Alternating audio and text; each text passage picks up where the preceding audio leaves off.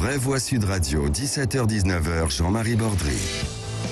Les vraies voix sur Sud Radio, Ergun Toparslan, Aymeric Guisset, Philippe Bouriaki, tout de suite.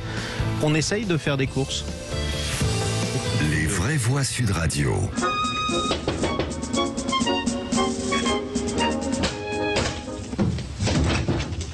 Tiens. Qu'est-ce que vous voulez, vos militaires? À manger, c'est possible? Non, et plus rien. Il n'y a plus rien depuis depuis le Covid. On n'avait plus de papier toilette. Ensuite, depuis la guerre en Crimée, on n'avait plus certains produits. Et depuis que les Français sont inquiétés pour les pots de moutarde, on n'a plus de moutarde. C'est assez pratique.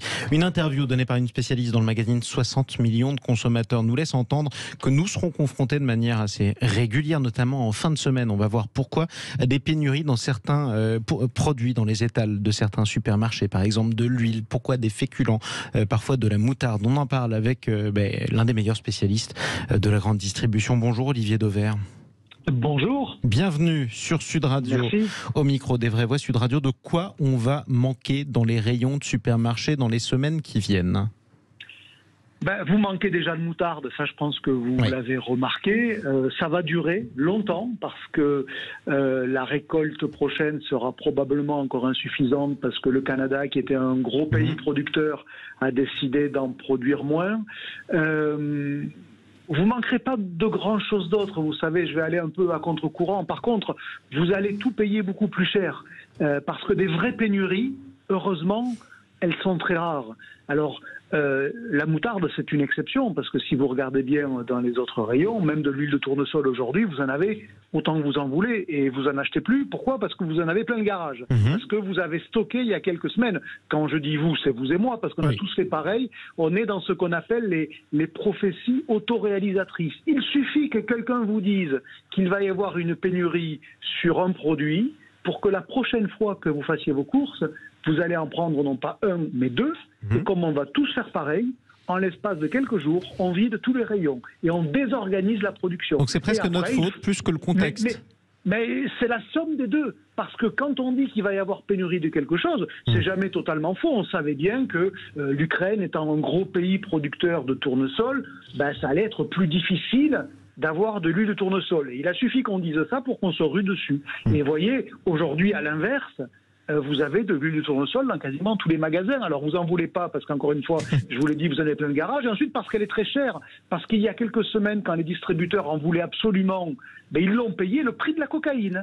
Et aujourd'hui, vous avez de l'huile de tournesol en rayon qui vaut jusqu'à 4 € le litre. Et heureusement que ça périme tard. Vous achetez plutôt de l'olive, parce que ça vaut pas beaucoup plus cher. Vous voyez, donc en fait, il y a une forme d'irrationalité dans la manière dont on a, par moment, conduit à des pénuries. Après, pour être beaucoup plus sérieux, la sécheresse, par exemple, va avoir comme conséquence que sur certains produits comme les fruits et légumes, les volumes de production vont être moins forts. Mais on va quand même produire. Mais comme les volumes sont moins forts, les prix deviennent plus hauts. Ça s'appelle l'économie, l'offre et la demande. Donc, en fait, pour répondre à votre question du jour, c'est pas tant la pénurie dont il faut avoir peur, c'est l'inflation. C'est l'inflation, c'est la montée des prix, donc c'est la baisse du pouvoir d'achat. Pourtant, si je lis cette interview d'une spécialiste dans le magazine de nos confrères, 60 millions de consommateurs, qui fait grand bruit, elle nous parle parfois d'un schéma de rupture totale en magasin, les jeudis, vendredis et samedis, donc en fin de semaine, sur certains produits, ça peut confier... Oui. Alors pourquoi en fin de semaine? Non, mais ça, c'est pas une pénurie. Une pénurie, c'est encore une fois ce que vous avez connu pour l'huile de tournesol au printemps. Pendant plusieurs semaines, il n'y en a pas. Là, en fait, on parle d'une désorganisation des chaînes de production et des chaînes logistiques parce que dans notre comportement, on devient très erratique.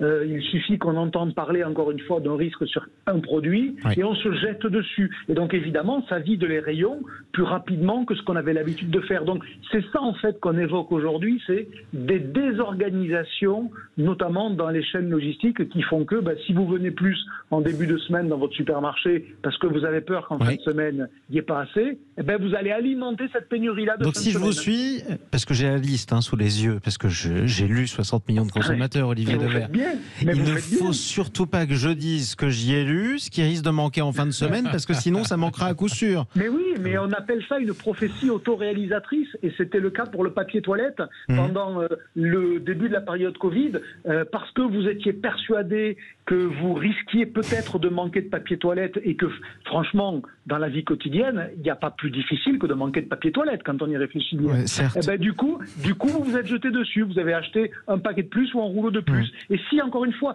chacun fait ça, et c'est le cas, on double, entendez bien, en quelques jours, la quantité achetée habituellement. Ben forcément, les chaînes logistiques, elles n'aiment pas ça. Parce qu'on n'a pas prévu de mettre 2 fois plus de camions sur la route, de produire 2 fois plus d'huile ou de papier toilette, etc., etc. Et qu'on n'est pas forcément prêt. Question pour vous, Olivier Dauvert, d'Amérique Guisset, qui est avec nous, notre vraie voix. Oui, exactement. Moi, je suis tout à fait d'accord avec ce qui a été dit. Peut-être en termes de 2 éléments, d'un point de vue conjoncturel, il y a peut-être un problème plus conjoncturel avec la Chine qui a l'arrêt avec le Covid et la guerre en Ukraine. Et après, d'un point de vue plus structurel, comment on va adapter les chaînes de valeur avec les dérèglements climatiques où on va avoir peut-être une baisse de la production, où en même temps, on va avoir une population mondiale qui va augmenter. Donc, une question de... Là, vous voyez sur le long terme, effectivement. Mais finalement, est-ce que c'est pas, ça qu'on doit déjà anticiper aujourd'hui? Parce que ce que je comprends de ce que vous nous dites, c'est qu'en termes d'acheminement, de logistique, on peut avoir des effets en termes d'anticipation qui prennent beaucoup de temps et des répercussions qui peuvent être longues, plusieurs semaines. Vous avez parlé pour l'huile de tournesol notamment. Est-ce que ça, il faut déjà l'anticiper? Olivier Dauvert. Vous savez, on va le vivre sur le lait dans les prochains mois. On est en train plutôt en ce moment de produire moins de lait qu'avant.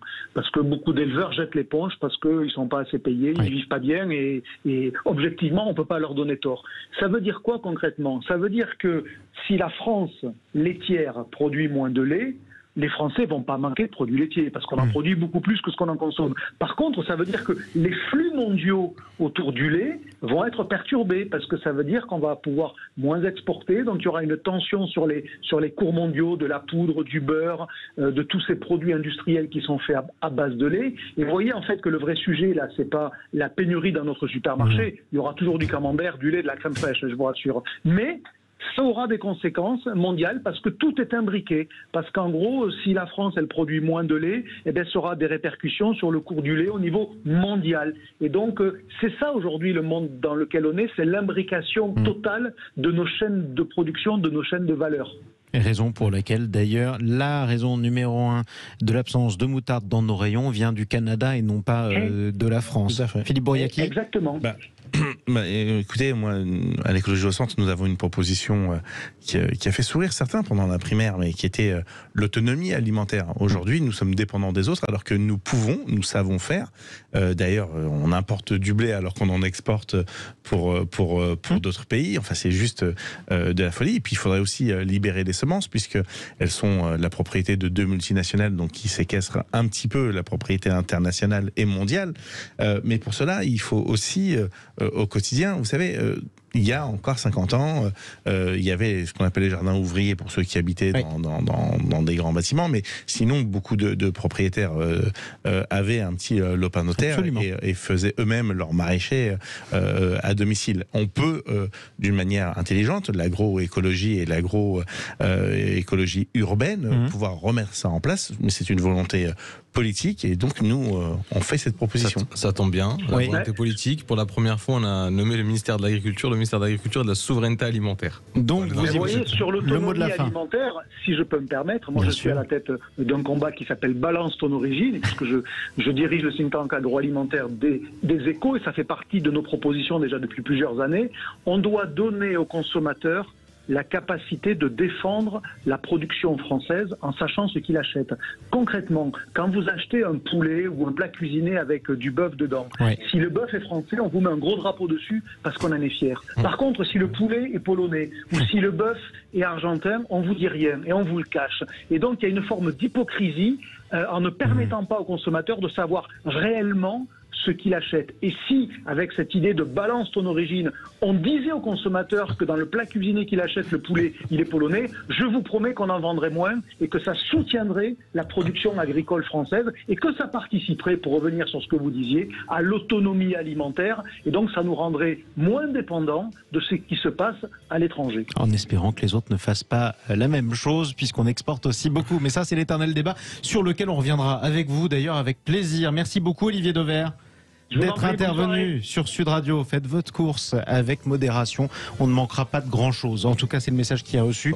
Quoi qu'il en soit, en revanche, les prix, eux, risquent d'augmenter. Je rappelle que vous êtes journaliste et spécialiste de la grande distribution. Olivier Dauvert, restez avec nous. On parle politique dans un instant. Et si c'était lui, Gérald Darmanin, le ministre de l'Intérieur, pourrait-il viser 2027 l'Élysée? Pourquoi pas? Vous votez sur Twitter, vous nous appelez 0826 300 300. Gérald Darmanin est partout en ce moment. Sera-t-il à l'Élysée? On en parle dans un instant.